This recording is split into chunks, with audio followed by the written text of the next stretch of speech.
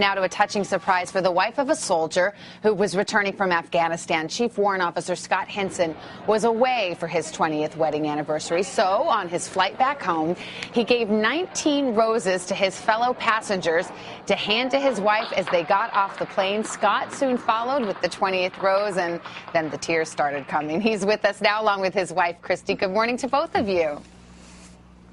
Good morning. Good morning. Scott, we are so impressed. How did you come up with this idea? I just, was in Afghanistan about 6 weeks ago, and I started, thinking about wanted to do something different for our anniversary, and I knew I wanted to give some roses, and so I just thought of, how can I do it, something different, and so that's when I started working with my daughters, Brianna and Chasten, about working out a plan about how to do this and using the passengers, but. There's some issues trying to figure it out, how exactly to do it. But. Yeah, well, I want to get to that in a second, but Christy, what did you think when passengers started coming down the escalator handing you roses, or does that just happen to you all the time anyway? Oh, no, never happened before. This was just a typical coming home for the mid-tour, nothing major, and I saw two passengers coming down with a single rose each, and I was like, what in the world?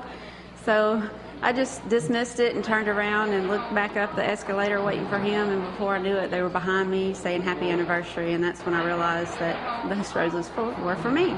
Scott, it's a perfect plan. You had the USO in Atlanta really help you out here getting the flowers. You coordinated the passengers, and then did some of them kind of stop and get a coffee, or was there a little bit of problem in execution?